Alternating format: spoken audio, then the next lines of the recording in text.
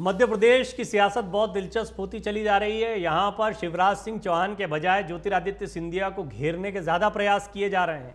पहले आम आदमी पार्टी के राष्ट्रीय संयोजक और साथ ही साथ दिल्ली के मुख्यमंत्री अरविंद केजरीवाल, जो बहुत तेज़ी से अपनी ताकत को बढ़ा रहे हैं, मध्य प्रदेश में जमकर चुनाव लड़ना चाहते हैं, उन्होंने सिंधिया को ही घेरा, उनके गढ़ में बीजेपी पर ही वार किया।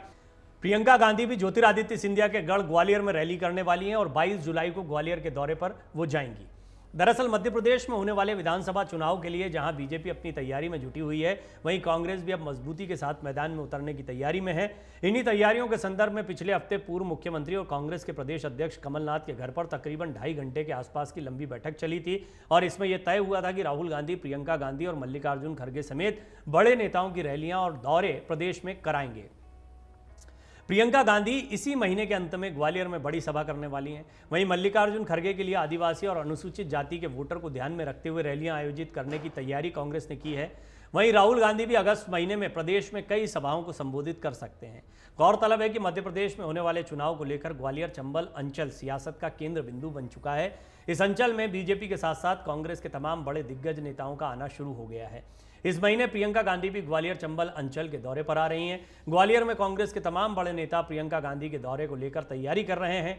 ग्वालियर ज्योतिरादित्य सिंधिया का गढ़ है। इसी को लेकर पूर्व केंद्रीय मंत्री अरुण यादव, राष्ट्रीय सचिव और प्रदेश के सह प्रभारी शिव भाटिया समेत तमाम बड़े कांग्रेस के नेता यहां पर आए हुए हैं। मंत्री अरुण यादव ने मीडिया से बातचीत करते हुए कहा था कि 22 जुलाई को प्रियंका गांधी ग्वालियर के दौरे पर आने वाली हैं। इस दौरान ग्वालियर चंबल अंचल के सभी कार्यकर्ताओं का सम्मेलन आयोजित होगा, जिसको लेकर सभी तैयारियों में जुटे हैं। पूर्व केंद्रीय मंत्री अरुण यादव ने कहा था कि मध्य प्रदेश के सभी वरिष्ठ नेताओं को आदरणीय सोनिया गांधी और राहुल गांधी जी ने अलग अलग जिम्मेदारियां दी हैं। इसी को लेकर सभी वरिष्ठ नेतृत्व अलग अलग संभागों में अपनी रणनीति तैयार कर रहे हैं और कार्यकर्ताओं से बातचीत करने में जुटे हैं। साथ ही उन्होंने कहा कि सिंधिया के गढ़ में कोई एक्शन प्लान नहीं है। पहले भी सिंधिया जी का यहाँ कुछ नहीं था और अभी भी कुछ नहीं है। ये बात सही है कि गुना में अपना पिछला लोकसभा चुनाव ज्योतिरादित्य सिंधिया हार गए थे। हालांकि वो कांग्रेस के टिकट पर लड़े थे और बीजेपी के केपी यादव ने उनको हरा दिया था, लेकिन अब सिंधिया बीजेपी में है, तो ऐसा माना जा रहा है कि क्या उनकी पकड़ मजबूत हुई होगी या उनके खिलाफ ही अभी माहौल बनाने में कांग्रेस कामयाब होगी। हालांकि केजरीवाल ने भी बड़ी भारी रैली की है, काफ़ी लोग यहाँ पर इकट्ठा हुए थे। बिजली का झटका यहीं से उन्होंने मध्य प्रदेश की राजनीति में दिया है।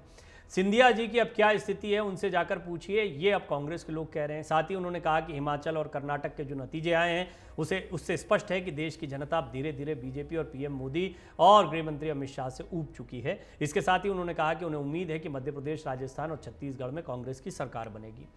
वहीं ग्वालियर चंबल अंचल के दौरे पर आए कांग्रेस के राष्ट्रीय सचिव और प्रदेश सह प्रभारी शिव भाटिया ने कहा कि ग्वालियर चंबल अंचल के दौरे पर आ रही प्रियंका गांधी को लेकर यहां की जनता काफी उत्साहित है, दोनों हाथ खोलकर उनका स्वागत करेगी। मध्य प्रदेश की जनता इस समय शिवराज सरकार से पूरी तरह ग्रसित है।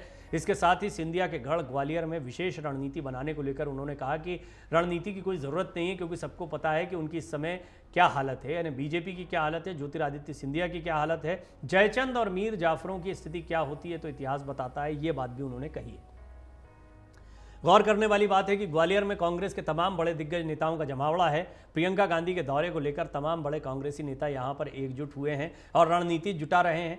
बताया अभी जा रहा है कि प्रियंका गांधी की आम सभा में लगभग 1 लाख से ज्यादा की संख्या में भीड़ जुटाने का दावा है। 22 जुलाई को प्रियंका गांधी का दौरा बताया जा रहा है। राहुल की सभाएं प्रदेश भर में अगस्त के महीने से लगातार करवाए जाने की चर्चा है। साथ ही कांग्रेस के राष्ट्रीय अध्यक्ष मल्लिकार्जुन खड़गे का फोकस 101 आदिवासी और अनुसूचित जाति बहुल जनसंख्या वाली सीटों पर होगा। खड़गे की सभाओं के जरिए इन जिलों को कई जिलों को कवर किया जाएगा जो इस बेल्ट में आते हैं। कांग्रेस ने अपने दिग्गज नेताओं के साथ साथ भाजपा को घेरने के लिए कुछ मुद्दे भी तैयार किए हैं, जिनमें बेरोजगारी, महंगाई और भ्रष्टाचार का मुद्दा अहम है, जिस पर कांग्रेस ने बीजेपी को पिछले 18 सालों में किए गए काम पर घेरने की तैयारी की है। कर्नाटक और हिमाचल के बाद प्रियंका गांधी जिस तरीके से चुनावी राज्यों में एक्टिव दिख रही हैं, ये तय है कि मध्य प्रदेश में भी चुनाव से पहले उनकी खासी जगह रहेगी। इससे पहले वो नर्मदा पूजा के साथ जबलपुर में भाजपा पर अपनी रैली में हमलावर दिखी थी। अब एक बार फिर वो ग्वालियर में ज्योतिरादित्य सिंधिया के गढ़ में नजर आएंगी। इसके अलावा ग्वालियर और चंबल के 8 जिलों की 34 सीटों को बहुत महत्वपूर्ण माना जा रहा है। पिछली बार कमलनाथ सरकार इन्हीं सीटों या यूं कहें कि इस इलाके के विधायकों के साथ ज्योतिरादित्य सिंधिया के बीजेपी में जाने से ही सत्ता से बाहर हुए थे। पिछले महीने प्रियंका गांधी जब जबलपुर आई थी, तब भी ये कहा जा रहा था कि ये वो इलाका है जहां कांग्रेस अच्छी पकड़ रखती है और ये चाहती है कि यहाँ पर कांग्रेस को अच्छी सीटें मिलें, कांग्रेस का कब्जा बरकरार रहे। कांग्रेस चाहती है कि इन सीटों को बीजेपी छीन ना ले, इसके लिए यहाँ पर मेहनत की जाए। दिल्ली के मुख्यमंत्री अरविंद केजरीवाल ने 1 जुलाई को ग्वालियर में एक बड़ी रैली को पहले ही संबोधित किया है। केजरीवाल के साथ पंजाब के मुख्यमंत्री भगवंत मान और आम आदमी पार्टी के अन्य नेता और कार्यकर्ता भी नजर आए थे। अमर उजाला अब आपके टीवी पर भी।